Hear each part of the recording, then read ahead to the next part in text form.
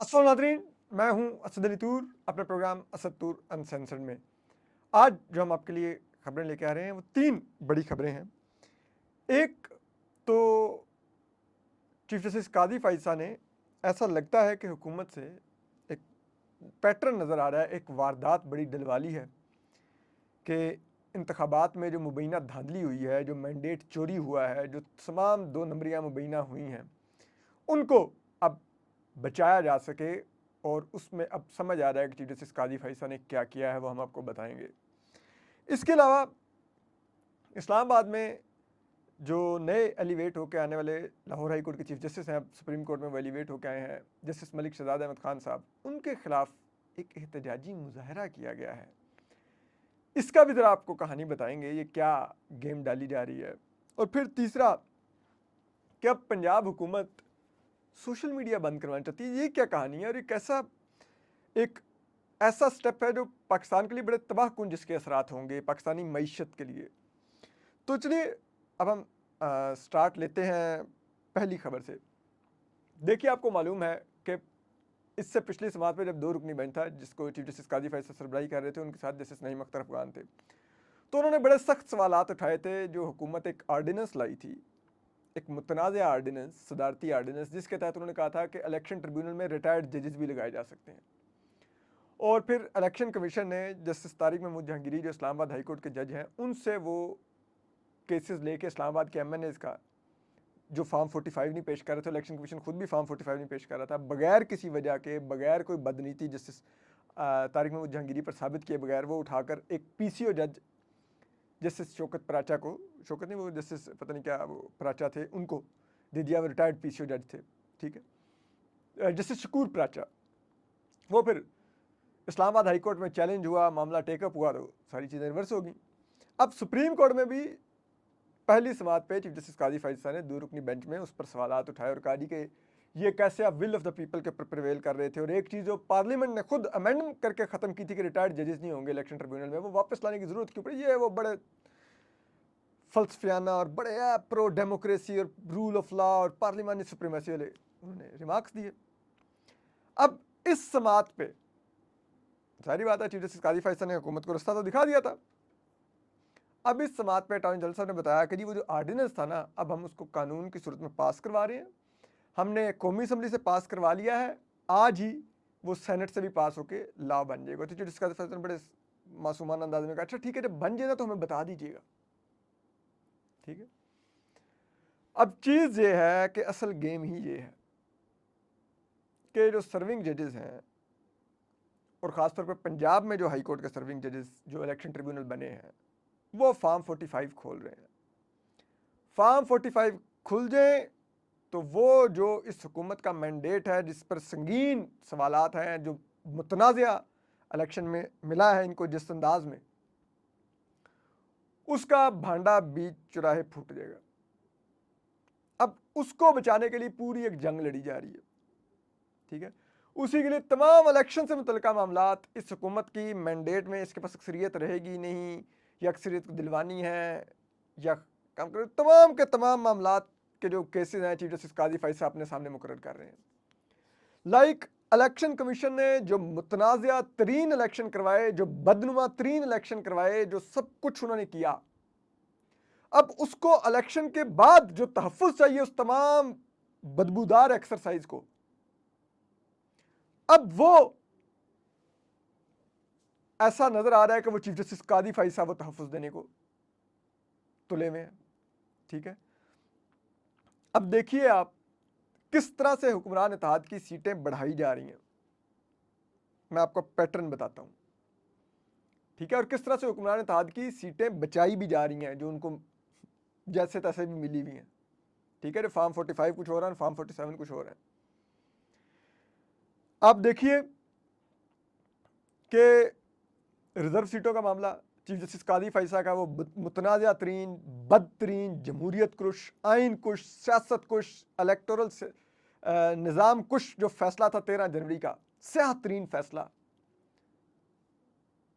उसकी रोशनी में माले गनीमत में लूट के मखसूस नशस्तें दे के इस माइनॉरिटी गवर्नमेंट को मेजॉरिटी दिलवाई गई, माइनॉरिटी पार्टी को, ठीक है, उनको 2/3 मेजॉरिटी बनवा दी गई उनकी।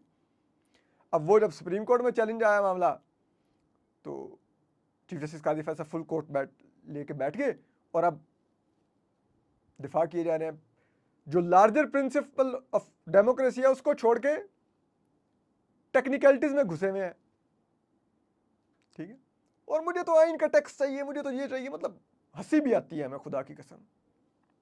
फिर आप देखिए एक और तरीका इलेक्शन कमीशन ने ये वारदात डाली हुई है कि जब इलेक्शन हो जाए तो जो भी इंतखाबी ज़िम्मेदारियों के मामलात होते हैं वो इलेक्शन ट्रिब्यूनल के आगे फिर चैलेंज होने होते हैं। इधर इलेक्शन कमीशन ने ये किया कि खुद से रीकाउंट्स के ऑर्डर दे के जो नून लीग के हारे हुए पंजाब में उम्मीदवार थे उनको कामयाब करवाना शुरू कर दिया। और रीकाउंट में होता क्या था, रीकाउंट में रिजेक्टेड वोटर्स की तादाद बढ़ा के और पीटीआई के हमायत याफ्ता आज़ाद उम्मीदवार जो जीते होते थे उनके वोट ज़्यादा रिजेक्ट करवा के उनकी वोट का नंबर नीचे ला के नून लीग के हारे हुए उम्मीदवारों को जितवाया जा रहा था। अब वो मामला लाहौर हाईकोर्ट गया, लाहौर हाईकोर्ट में चैलेंज हुआ तो उन्होंने उड़ा दिया फैसला इलेक्शन कमीशन का। उन्होंने कहा भाई ये तो इलेक्शन ट्रिब्यूनल के आगे मामला देगा, ये इलेक्शन कमीशन नहीं इस तरह से सीटें दिलवा सकता, ठीक है, रीकाउंट के नाम पर या वोट रिजेक्टेड के नाम पर। अब वो मामला भी सुप्रीम कोर्ट में आया।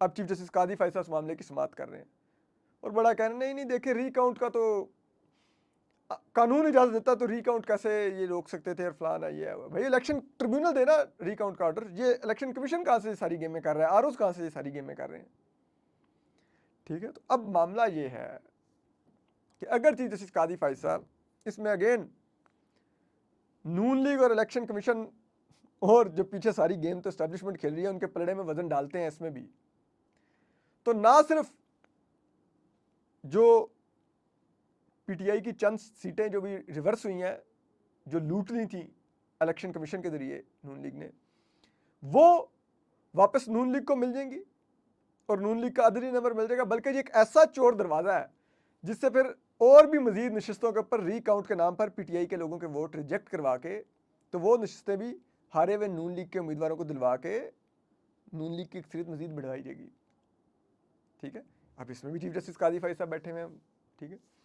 फिर आप देखिए रिजर्व सीटों के मामले में भी चीफ जस्टिस कादी फैसला बैठे हुए हैं, मखसूस नशिस्तें ताकि कुरान इत्तेहाद को मिलने की जो कोशिशें की जा रही हैं। फिर आप देखिए एक तीसरा मैटर इलेक्शन ट्रिब्यूनल्स का मामला था। पंजाब भर में इलेक्शन ट्रिब्यूनल से फॉर्म 45 मांग रखे हैं और वो इतने मुतनाज़ा हैं। आपने पतन की रिपोर्ट तो पढ़ी है इस्लामाबाद के बारे में, लाहौर के बारे में, कि किस तरह से कैंडिडेट्स के नाम हाथों से लिखे गए, हालांकि वो प्रिंट हुए होने चाहिए उसके ऊपर फॉर्म 45 के ऊपर, और किस तरह से रिटर्निंग ऑफिसर के दस्तखत ही नहीं होते फॉर्म 45 पे, फॉर्म 47 पे होता, लेकिन यहाँ पे फॉर्म 45 पे भी उन्होंने दस्तखत किए हैं। अजीबो गरीब सा उन्होंने तमाम किया हुआ है, वोट काउंट गलत किया हुआ है, ठीक है, वोट बढ़ाए हुए हैं, 118 थे तो उसको 1018 कर दिया गया, सारी 2 नंबरियाँ उन्होंने आइडेंटिफाई की हैं। तो ये तो रीकाउंट का मामला है, ये सिर्फ फॉर्म 45 के ऑडिट का मामला है। 1 तारीख के ऊपर ये ऑडिट होगा, दूसरी तारीख पर फैसला हो जाएगा कि असल में सीट जीती किसने, दूध का दूध पानी का पानी हो जाएगा। अब वो मामला भी चीफ जस्टिस काजी फैसला अपने सामने लेके बैठ गए, अपनी मर्जी का लाइक माइंडेड जजेस का बेंच बनाया और उसमें जो लाहौर हाई कोर्ट का फैसला था उसको सस्पेंड किया, जो ट्रिब्यूनल्स बनने का नोटिफिकेशन था उसको सस्पेंड किया और ट्रिब्यूनल्स गैर मौसर कर दिए। अब वो जो 176 पंजाब में जो हल्के चैलेंज हुए हुए हैं, अब उनका मामला ही सारा रुक गया, ठीक है।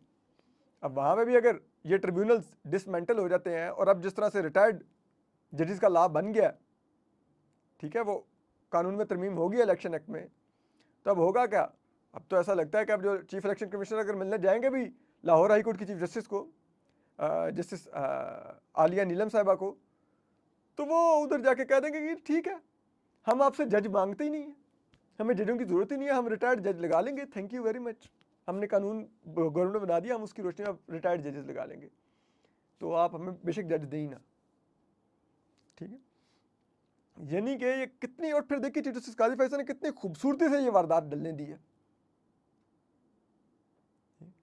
और ये सब कुछ क्यों हो रहा है? जस्टिस अकील अब्बासी जो सिंध हाई कोर्ट के चीफ जस्टिस थे, अभी एलिवेट होकर आए हैं, उन्होंने बार बार पूछा कि ये ना सिंध में ये झगड़ा हुआ जो सिंध के चीफ जस्टिस ने इलेक्शन ट्रिब्यूनल के जजेस नामजद किए, मनोअन इलेक्शन कमीशन नोटिफाई कर दिए, बलूचिस्तान में भी इलेक्शन कमीशन ने जो chief justice Balochistan high court ने जजेस नामजद किए, मनोअन नोटिफाई कर दिए। केपी में वहाँ पर जो केपी के चीफ जस्टिस ने पेशावर हाई कोर्ट के चीफ जस्टिस ने जो जजेस नामजद किए, इलेक्शन कमीशन ने नामजद कर दिए। ये पंजाब में क्या मसला है कि आप ये सब कर रहे हैं? भाई पंजाब में 141 सीटें हैं कौमी असम्बली की। पंजाब में आपने रावलपिंडी के कमिश्नर के इल्जाम नहीं सुने हुए कितने संगीन तरीन है कि किस स्केल पर धांधली हुई है। लाहौर में मियां नवाज शरीफ के हल्के का जो आरओ था, रात के 3 बजे हॉस्पिटल उसको एडमिट करवा दिया गया। क्या हुआ आखिर उसके साथ? को बताए ना हमें। सियालकोट, मुल्तान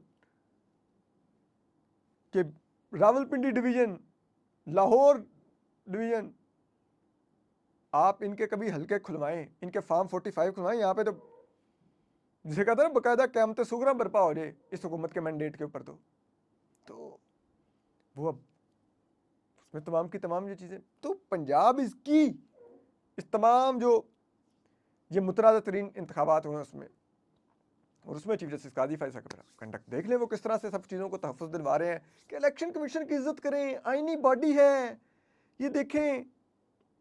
और भाई आईनी बॉडी काम भी तो आईनी बॉडी वाला करे ना। उन्होंने किस अंदाज में इलेक्शन करवाया? एक पार्टी को डिफ्रेंचाइज कर दिया,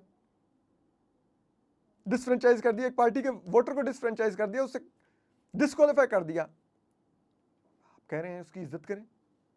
लेवल प्लेइंग फील्ड नहीं दी, रेड हो रहे थे, एक पॉलिटिकल पार्टी को कैंपेन नहीं चलाने दी, सिलेक्शन कमीशन ने कुछ नहीं किया। आप कह रहे हैं उस सिलेक्शन कमीशन की इज्जत करें? फिर अब देखिए कि ये तमाम मामलात में जिस जज ने इंडिपेंडेंस दिखाई, लाहौर हाई कोर्ट के जो चीफ जस्टिस थे मलिक शहजाद अहमद खान साहब, जिनके पीछे वाज़ेह तौर पर नजर आ रहा है कि एस्टेब्लिशमेंट हाथ धो के पड़ी हुई है।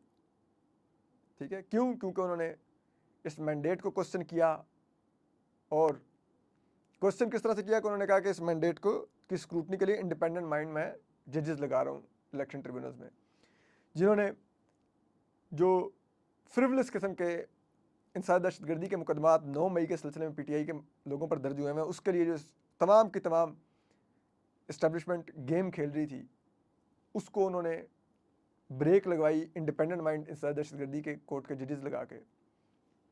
अब उनके साथ क्या हो रहा है? उनकी साहबजादी थी, उन्होंने कार एक्सीडेंट में उनसे 2 लड़कों की वफात होगी, उसमें वो जाँ बहक हो गए। अब उनमें से एक के वालिद को बकौल मतीउल्लाह जान साहब के कि किस तरह से उनको कहाँ पर एजेंसी के दफ्तर में, जिसे कहते हैं, उनसे तमाम मालूमात ली जा रही थी और गेम खेली जा रही थी। अब वो साहब, ठीक है, बिल्कुल उनके बेटे का इंसाफ उनको मिलना चाहिए, लेकिन वो मामला इस्लामाबाद हाई कोर्ट में ज़ेर समात है जब,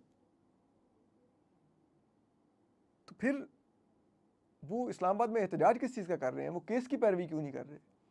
किसने उनको ला के बिठाया? कल डी चौक तक पुलिस के सामने वो मार्च करते जा रहे थे, और डी चौक तक जाके उन्होंने मार्च किया। वो जो उनके साथ लोग हैं वो कौन लोग हैं? और फिर वो मखसूस इस्टेब्लिशमेंट के टाउट यूट्यूबर्स, ठीक है, जो कि चीफ जस्टिस काजी फैसला के बड़े मदअसरा हैं, ठीक है, तफसीलात तो आपको हसनात मलिक साहब बता सकते हैं, वो अब उनके हक में वीलॉग्स क्यों कर रहे हैं? ठीक है कि जी डी चौक नहीं जाने दिया पुलिस, डी चौक चले गए तो सुप्रीम कोर्ट तक पुलिस ने नहीं जाने दिया, तो जी ये क्यों हुआ, तो वो क्यों हुआ? ये ताने बाने कहाँ पर जा रहे हैं? चीफ जस्टिस काजी साहब, जब आपके खिलाफ जनरल फैज़ हमीद और जनरल बाजवा वगैरह ने रेफरेंस दायर करवाया हुआ था, तो याद करें आपके खिलाफ भी मौलवी मेंबरों पर बैठ के खुतबे देते थे, कत्ल के फतवे देते थे आपके खिलाफ। आज वो आपके एक साथी जज के खिलाफ भी इसी किस्म की हरकतें करवा रहे हैं, एहतजाज करवा रहे हैं। ठीक है,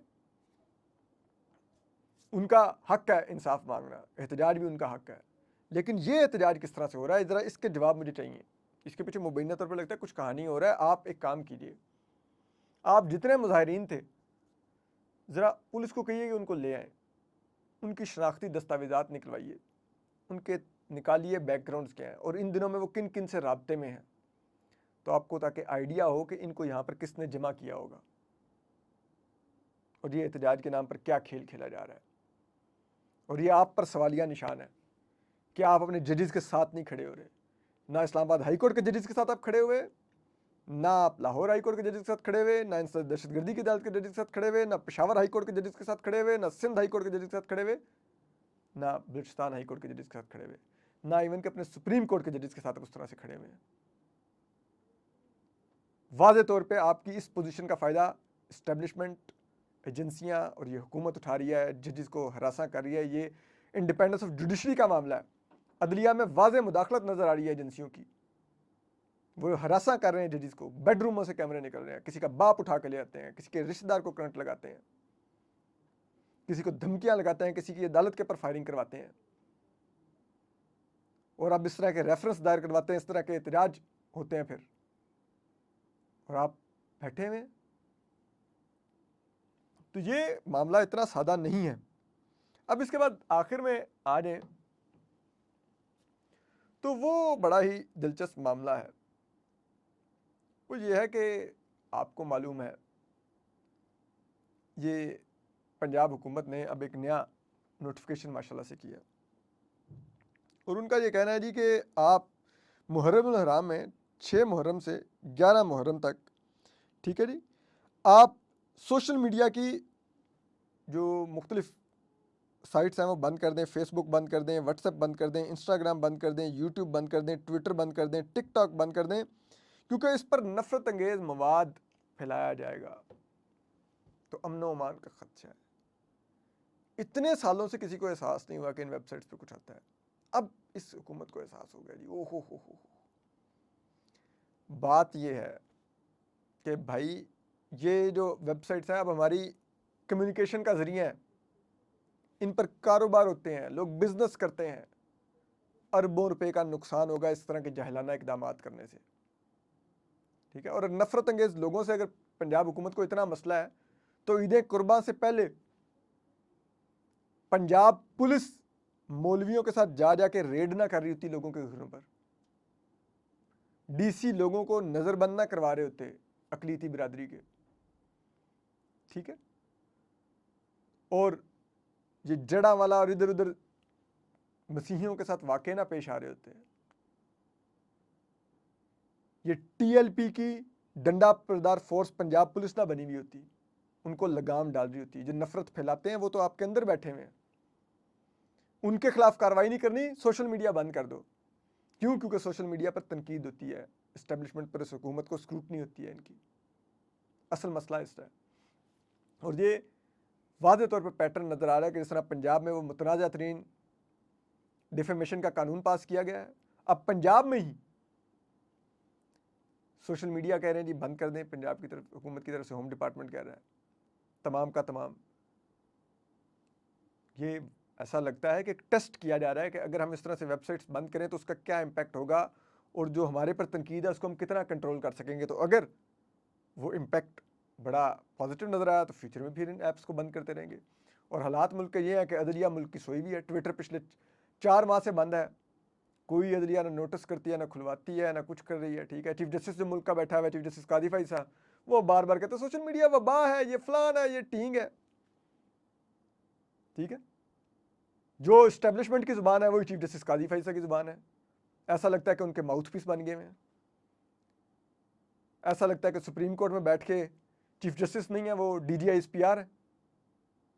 ये जहाँ पे हालात हों वहाँ पे शख्सी आज़ादियाँ क्या होंगी, आज़ादी इज़हार राय कहाँ पे बचेगी। बहरहाल कुछ होश के नाखून लीजिए, ये सब कुछ मत कीजिए इस मुल्क के साथ। अपने इस मुतनाज़ा मैंडेट को बचाने के लिए इस्टेब्लिशमेंट को सोचना होगा वो इस मुल्क के साथ क्या कर रही है, और ये चीज़ें यूँ नहीं बदलेंगी, ना वापस आएंगी। अपना ख्याल रखिए। अल्लाह हाफिज़।